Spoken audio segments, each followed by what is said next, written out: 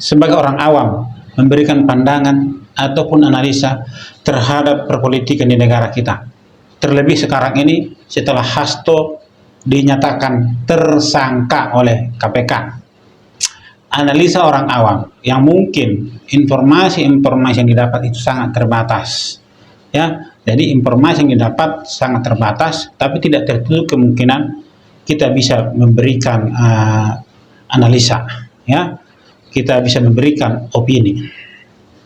Nah, sebelum saya menyampaikan bagaimana respon PDI terhadap tersangkanya Hasto, ya, inilah sebabnya kenapa Hasto dijadikan tersangka. Ternyata dia mempunyai peran yang sangat membagongkan. Saudara HK diketahui dan diduga melakukan perbuatan tindak pidana lain sebagai berikut.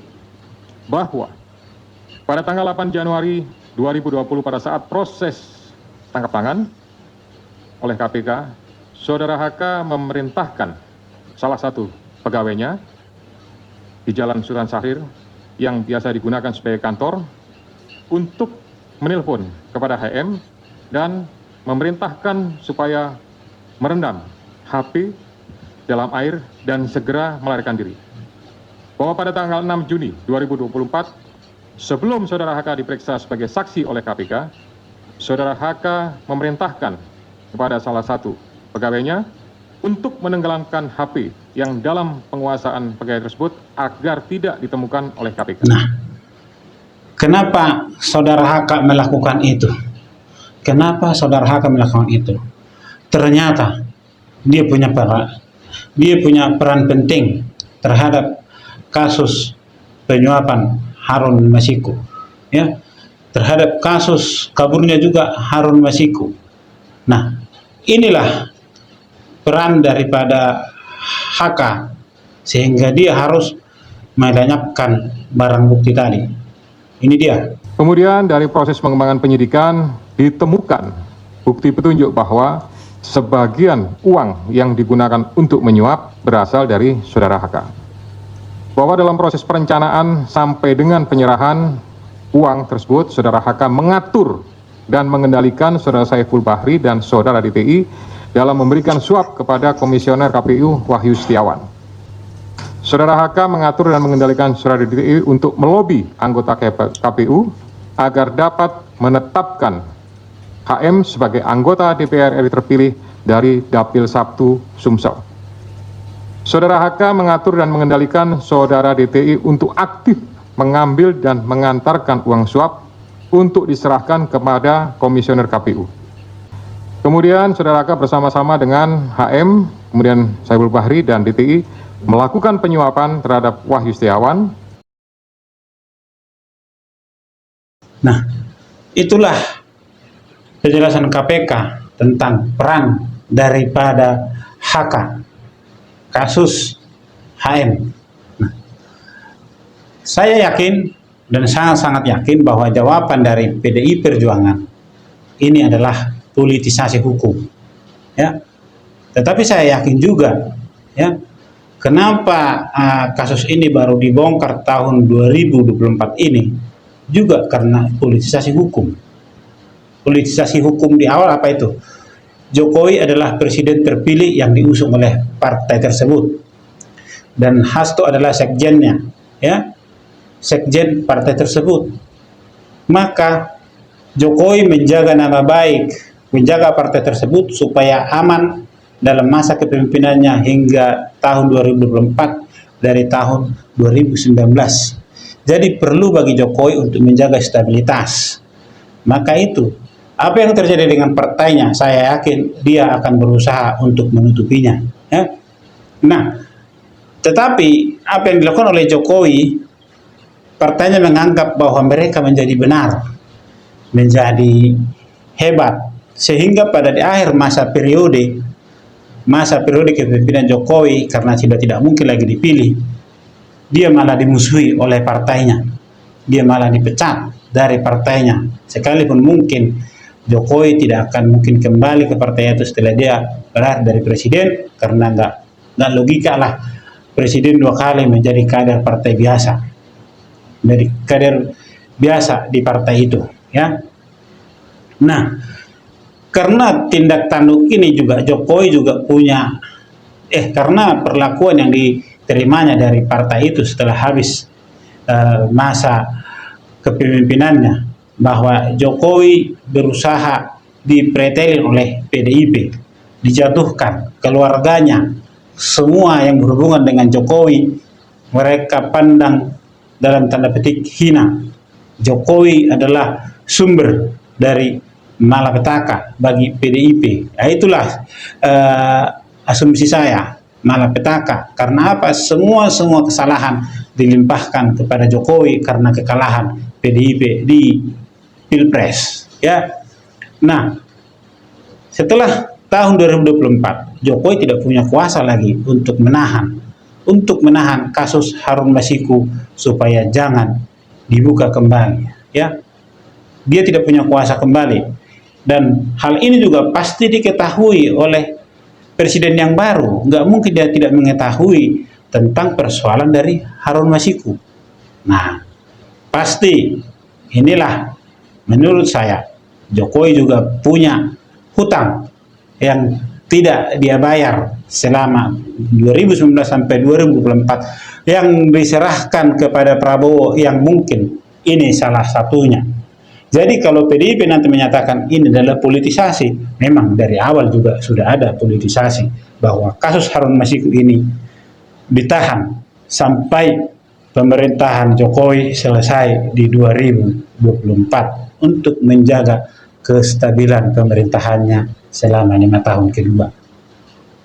Nah, inilah respon daripada PDIP terhadap tersangkanya Hasto. Rilis media DPP PD Perjuangan 24 Desember 2024. Politisasi hukum dan peminadaan yang dipaksakan terhadap Sekjen DPP PD Perjuangan. 1. Status tersangka ini hanya membuktikan informasi yang beredar lama bahwa Sekjen DPP PD Perjuangan akan segera dijadikan tersangka. Kedua, pemanggilan Sekjen DPP PD Perjuangan ini dimulai ketika beliau bersuara kritis terkait kontroversi di Mahkamah Konstitusi tahun 2023 akhir. Kami menduga memang kasus ini lebih terlihat seperti teror terhadap Sekjen DPP PDI Perjuangan. Dan keseluruhan proses ini sangat kental aroma politisasi hukum. Itulah rilis daripada PDIP untuk menangkal pembelaan mereka di awal terhadap tersangkanya Hasto. Jelas kan, politisasi hukum yang kental katanya. Memang di awal sudah dari tahun 2020 memang karena politisasi maka Hasto terlindungi. Sekarang Jokowi tidak bisa berbuat apa-apa lagi tentang melindungi ataupun menjaga PDIP, ya. Sekarang zamannya Prabowo. Nah, itu respon tanggapan daripada PDIP. Tapi bagaimana, apa yang dilakukan oleh Hasto setelah dia dinyatakan tersangka? Kita tidak tahu, saya juga tidak tahu, tapi yang jelas dia menghilang dari tempat tinggalnya, dia tidak ada.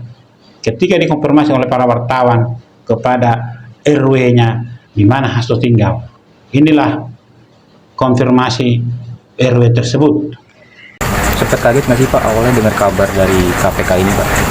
Saya nggak tahu, saya baru dapat kabar dari tadi dikabarin banyak wartawan gitu loh. Saya datang karena ini. Tapi infonya lagi ada di rumah atau gimana Pak? Setahu saya nggak ada. Setahu saya. Saya nggak ngerti. Dari kapan Pak? Kalau nggak ngerti juga. Nggak ngerti kemana Nggak Pak? ngerti. tapi kalau sehari-hari Pak Hasto dan istrinya memang tinggal di sini atau ada rumah Tinggal di sini Pak Astonya. sehari-hari ya Pak ya? Iya, sehari-hari. Hasto menghilang dari rumahnya atau liburan. Semoga dia liburan, ya. Setelah jadi tersangka, dikasih dulu refreshing sebentar. Tetapi apa yang terjadi di laman resminya partai, Hasto juga hilang. Di struktur organisasi partai PDIP, foto Hasto hilang. Yang ada hanya nama dan jabatannya. berdasarkan penelusuran dari tim Kompas. Ya, jadi kalau Hasto menghilang dari rumah atau libur lah ya kita bilangnya, tetapi kenapa dia bisa menghilang dari laman resminya PDIP? Ini dia beritanya. X adalah hilangnya foto Hasto dari laman resmi PDIP yang menampilkan struktur pengurus DPP.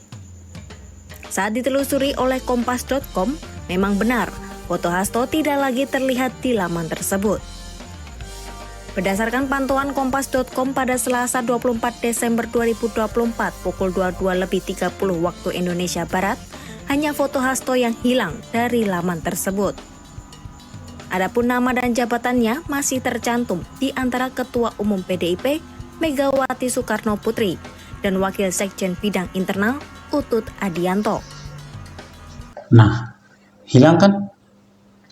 Hilangkan atau dihilangkan? Pastinya dihilangkan. Ini kan gambar, nggak mungkin menghilang. Kalau Hasto dari rumah bisa menghilang karena dia bisa bergerak sendiri. Ini gambar.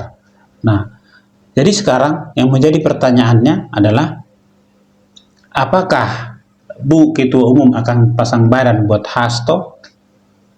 Apakah Bu Ketua Umum akan mendatangi Kapolri? Kalau Hasto jadi tersangka, otomatis Hasto akan ditangkap. Ya. Nah, tapi sekarang Hasto menghilang mengikuti daripada Harun Masiku yang sudah lebih dulu menghilang. Ya. Kita nggak tahu Harun Masiku itu menghilang atau juga dihilangkan, nggak tahu juga. Ya. Nah, dari penjelasan dari awal tadi, penjelasan daripada KPK yang begitu detail walaupun tidak semua saya tunjukkan ya, tidak semua saya tunjukkan, tapi apa yang saya tunjukkan itu sudah sangat jelas peran dari Hasto, jelas perannya dan apa yang dia lakukan. Melihat hal ini, melihat penjelasan dari KPK ini, inilah mungkin jadi salah satu penyebab hilangnya juga Hasto, hilangnya juga foto Hasto dari laman resmi partainya. Nah, inilah akibat dari pergantian pimpinan. Ini akibat pergantian pimpinan. Kalau seperti di awal saya bilang ya, bahwa kisah Hasto ini, Harun Masiku ini adalah kisah politisasi hukum. Bisa jadi di awal dia dilindungi, di awal mereka dilindungi, ya. Hasto adalah sekjen, ya, dan peran Hasto seperti yang disampaikan oleh KPK, maka dia dilindungi untuk menjaga stabilitas kepemimpinan daripada Jokowi 5 tahun kedua, untuk menjaga supaya situasi kondusif untuk partai yang mengusung dia. Tetapi setelah habis masa jabatannya, ya, dia terus dibully, dia terus dianggap tidak becus, dia terus dianggap jadi paling musuh bebuyutan daripada partainya sendiri, ya. Maka itu mungkin yang menjadi pembalasan. Kalau saya lihat sih Jokowi tidak mau membalas, tapi dia menyampaikan semua tugas-tugas yang tidak terselesaikan olehnya diserahkan kepada Prabowo. Jadi kalau sekarang Hasto diusut kembali, Harun Masiku diusut kembali, berakhir dengan tersangkanya Hasto, ya, itu bukanlah politisasi sekarang, tetapi perbaikan dari politisasi hukum yang dulu melindungi sekarang harus diselesaikan. Semoga Bapak Prabowo Subianto, Presiden ke-8, bisa menyelesaikan kasus ini dengan terang benderang, bisa menyelesaikan kasus ini supaya jangan lagi partai itu menyatakan bahwa ini adalah politisasi, kriminalisasi terhadap mereka.